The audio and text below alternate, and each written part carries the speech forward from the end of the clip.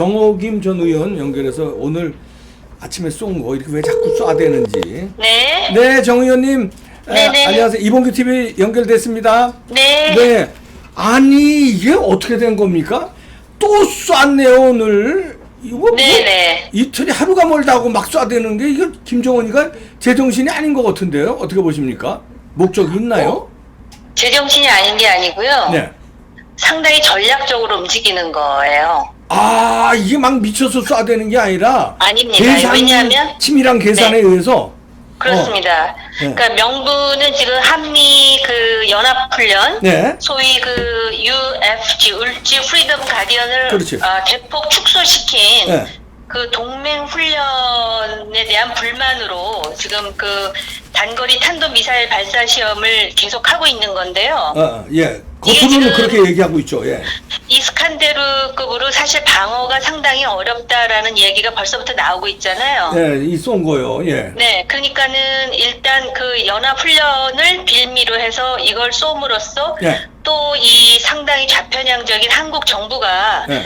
연합훈련마저도 이제 위축하게 만드는 예. 그 요인을 하나 만들고요. 두 번째로는 이제 자기네들의 그 미사일 발사에 대해서 그걸 안 하는 대가로 또 뭔가를 얻어낼 수가 있잖아요. 이렇게 자꾸 계속해서 실험을 하게 되면. 예. 그런 부분이 있고 또 하나는 지금 미국의 트럼프 대통령의 태도인데요. 네.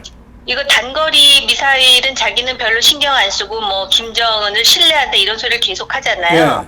예. 이 와중에 그러고 있더라고요. 예.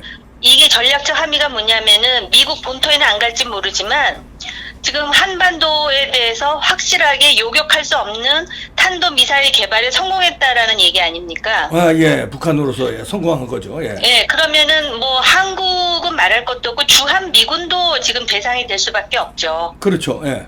사실은 과거에는 인계철선이라 해가지고 주한 미군들이 소위 휴전선을 경계로 해서 대치하는 상태였기 때문에 네. 북한의 그 소위 방사포가 상당히 위협 요인이었거든요. 예. 근데 이제 미군이 평택으로 내려갔잖아요. 예. 그러면서 더 이상 북한의 방사포의 사정거리 밖으로 미군이 갔기 때문에 예. 역설적이지만 북한이 그걸 굉장히 우려했었어요. 왜냐하면 미군이 자국군에 대해서 공격에 우려할 필요가 없이 북한에 대해서 공격을 타격을 가할 수 있다라는 그 논리적인 그 함의가 가능하기 때문에 그렇죠. 그랬죠. 네. 그랬는데 이제 미사일로서 전 한반도를 타격 대상으로 삼는다는 거는 미군도 자유롭지 못하다는 거예요. 북한 미사일 공격에 주한 미군은. 예. 그렇게 되면 북한이 가지고 있는 또 다른 카드가 되는 것이죠. 그러면서 이제 핵과 관련해 갖고 지금 그 실무 협상을 해야 되는데 네. 실무 협상 별로 나오고 싶지 않거든요. 예. 그러니까 이것저것 핑계를 대는 거죠 지금. 이게 미군 미국 본토에 ICBM이 다다르냐 안 하냐 이 문제가 아니라 여기 있는 주한미군 그다음에 주한미군 가족에서 한 미국 사람이 20만 명 살고 있거든요 한국에. 그런데 그렇습니다. 이게 사드로도 안 되고 이 이스칸데르는 아무걸로도 안 되는 걸 보여줌으로 인해서 미국이 이제 어떻게 방법이 없어진 거네요. 현재까지는 그렇습니다. 그러면은 미국 트럼프 같은 사람이 어떤 생각을 하겠어요? 결국은 방위비 올려라 그래갖고 방위비 뭐 5조 6조 얘기를 하는데 예. 그것도 마음에 안 들면 그걸 핑계로 해갖고 미군 철수 운운하게 되면 예. 한국이 여러 가지로 압박을 받는 상황이 도래할 수밖에 없을 수도 있죠. 야, 그러네요. 방위비 핑계로 미군 철수할 수밖에 없다. 이거 핑계 되는데 사실은 북한의 이스칸데르의 미사일을 어떻게 처리할 방법이 없으니까 발을 빼는 건데 방위비를 그러니까 갑자기 5배, 6배로 부르는 게 수상했거든요.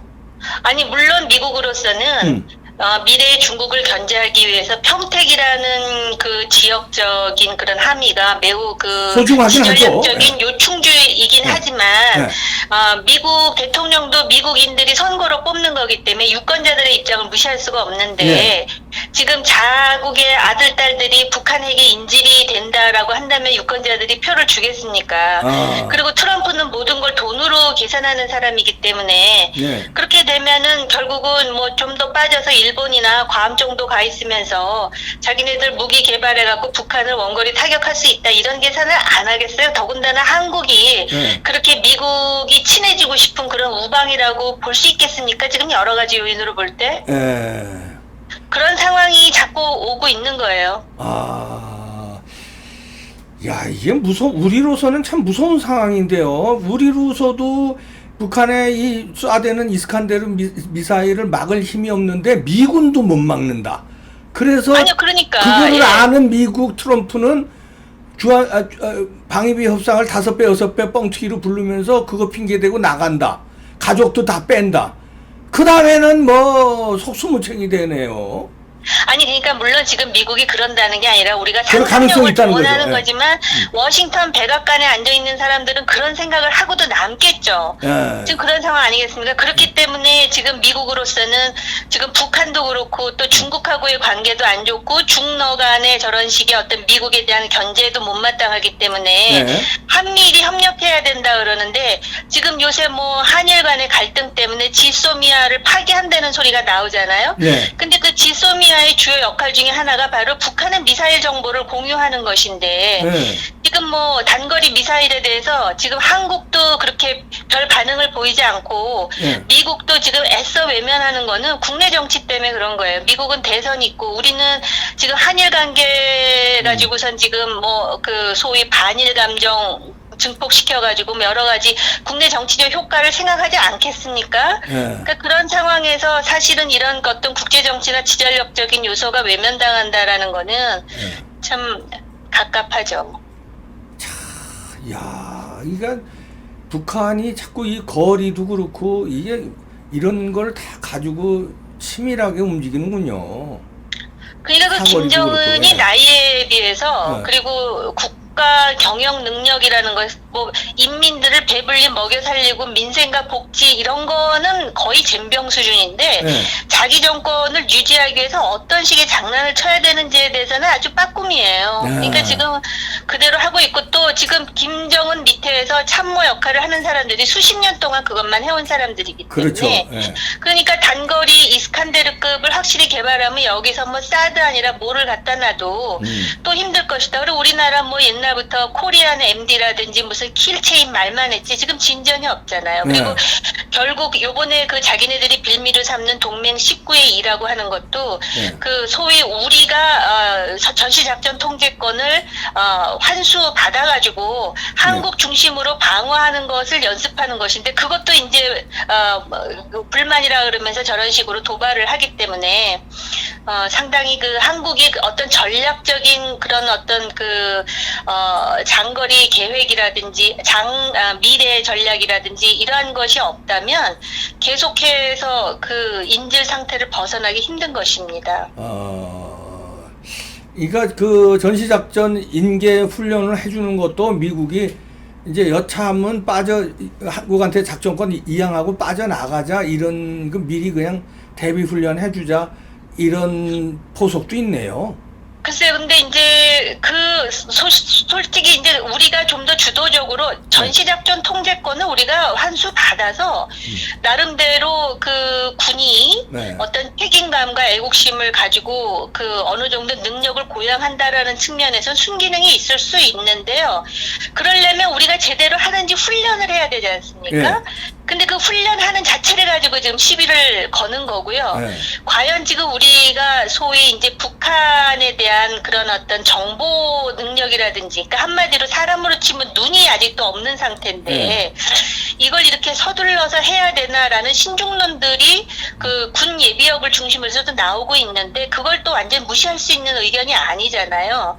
그러니까 현실적으로 그런 걸 전부 그 감안하면서 해야 되는데, 이 훈련 자체에 시비를 거는 거는 아까 제가 말씀드렸듯이 여러 가지 포석을 깔고 있고 북한이 그렇게 해서 단거리 탄도미사일 즉 요격하기 힘든 이스칸데르급을 확실하게 그 실험해서 이제 배치하는 상황이 되면 그러면은 한국의 방어를 위해서 미국과의 동맹이 더 절실하고 한미일 간의 안보 협력이 더 절실한 상황이죠. 근데 정치 상황이 그렇게 돌아가지 않으니까 그게 이제 갑갑하다라는 말씀을 드리는 거예요. 자, 이렇게 되면 김정은의 몸값이나 협상력은 엄청 커졌다고 봐야 되네요.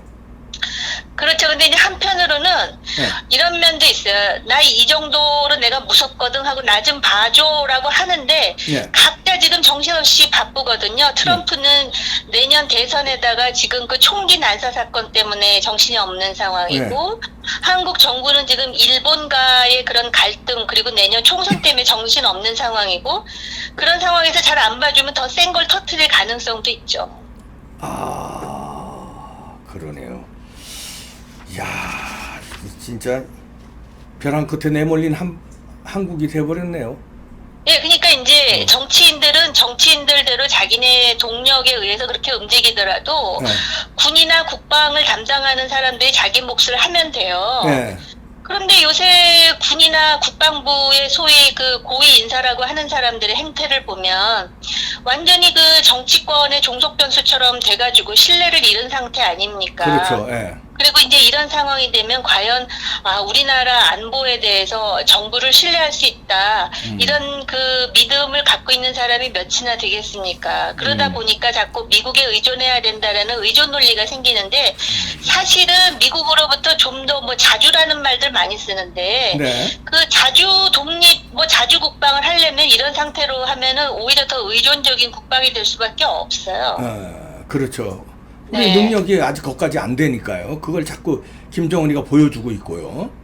네, 그러니까 우리가 그렇다고 해갖고 그 잠재력이 없는 거냐면 그건 아니거든요. 그러니까 그건 어떻게 보면 정치적 리더십의 문제인데 뭐 정치적으로 정치인들이 선거에서 이기기 위해서 싸우는 거는 뭐 그건 너무 자연스러운 일이지만 국방은 국방대로 우리의 가용 자원을 써서 대응할 수 있는 논리, 또 선제할 수 있는 논리, 그 다음에 억제할 수 있는 능력 이런 걸 개발하면 되는데 그게 잘 되고 있다라는 징후가 안 보이니까 걱정을 하는 거죠. 그런 징후가 무능력해서 안 보이는 게 아니라 오히려 그거를 일부러 국방을 허무는 듯한 느낌을 국민들이 받고 저 같은 사람이 좀 이거 이상하다 무슨 뭔가 딴 마음을 먹고 있는 거 아니냐 이런 느낌까지 받으니까 더 불안한 거죠. 글쎄요, 그러기야 하겠습니까?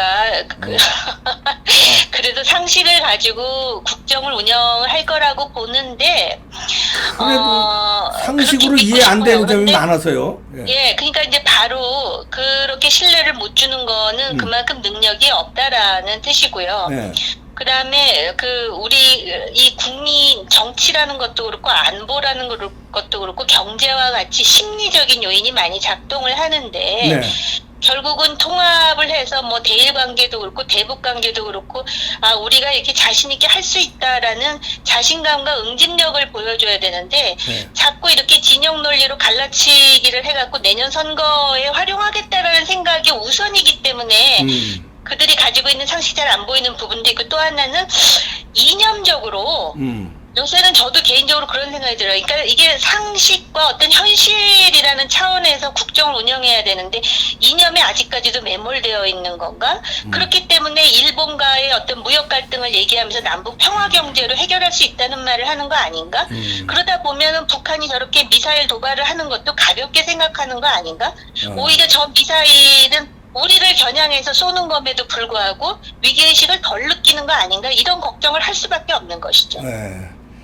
아이고 바쁘실 텐데 이렇게 전화 연결해 주셔서 고맙습니다. 네, 오늘 공부 많이 됐습니다. 고맙습니다. 네, 고맙습니다. 정호김 전 의원이었습니다. 아이고 정호김 의원이 여러 가지 분석을 해주는데 그 중에서도 이제 우리 주한미군이 중요성이 우리는 아직 전시작전권 가져와서 이제 볼 수 있는 눈이 없다는 거거든요. 물론 있기는 있지만 이제 미국에 비해서 정밀하지는 못하다는 거죠. 근데 저쪽에서 정밀한 포를 자꾸 쏴대는데 우리가 지난번에도 쐈는데 아직까지도 지금 이게 틀렸잖아요. 그리고 뭐를 쏘았는지도 모르고 우왕좌왕하고 있고. 그러니까 청진기를 갖다 대서 이게 간이 이상한지 간은 어느 정도 이상한지 엑스레이를 찍어서 이게 간에 요만한 게 있는지 아니면 조금 더 큰 게 있는지 이게 암덩어리인지 뭐 종양인지 이게 볼 수가 있어야 그 다음에 진단이 들어가는데 아직 보지도 못하잖아요. 근데 지난번 쏜 것도 막 몇십 킬로가 틀렸잖아요.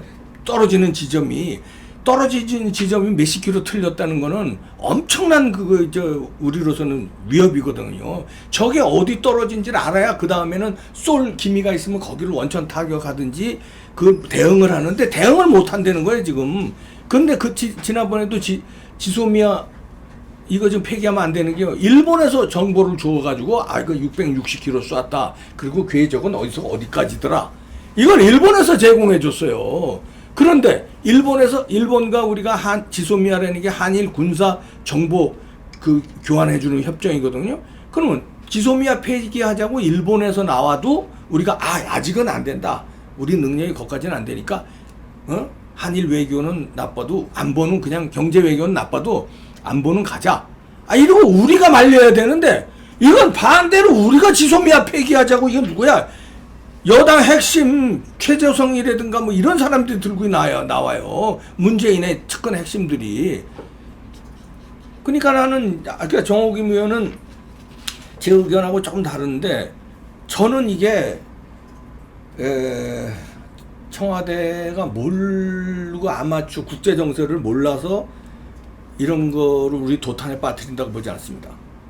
처음에는 그렇게 봤어요. 근데 하나하나 보니까 야, 이거는 뭔가 큰 작전이 있어서 그 작전대로 영악하게 몰고 가는 거 아닌가. 김정은이가요, 아까도 얘기했지만 어린 사람이, 젊은 사람이 영악하게 저렇게 쏘는 게 내가 미쳐서 쏘는 거냐 이런 질문을 드렸지만 작전에 의해서 한다는 거 아닙니까? 근데 우리 이게 국방 허무는 거 1년의 스케줄 지금 뒤돌아보면 섬찟해요.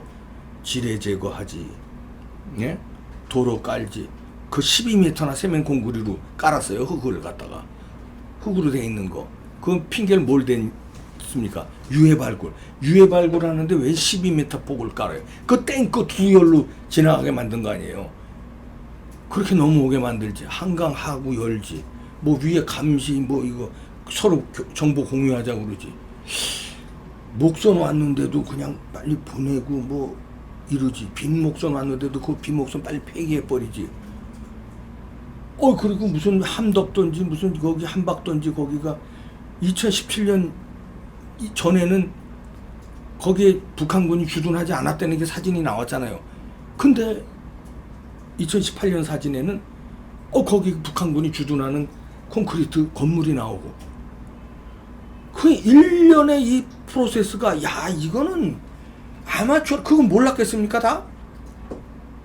그렇게 작전이 짜여진 거 아니냐 이런 합리적인 의심을 하게 된다는 거죠. 그래서 이참에 한일 관계 틀어뜨려서 지소미아 폐기하고 일본하고 이렇게 되고 한미동맹 어그러뜨리면 저쪽에서 미국이 이렇게 그러면 전작권 우리가 회수한다고 그래서 미국은 슬쩍 빠지고 작전에서 일단 빼고 그리고 우리가 작전권 완전히 가져온 다음에 방위비 협상이 5조 6조 나오는데 이거 가지고 못 준다 안 준다 이거 싸움하면 트럼프가 열받아서 주한미군 핵심 전력 빼고 그거를 김정은한테 갖다 바치는 거 그건 잘했다는 칭찬 들을 거 아닙니까? 최대 숙적이 주한미군 몰아내는 건데 최대 숙명이 이게 1년의 프로세스로 가는 거 아닌가.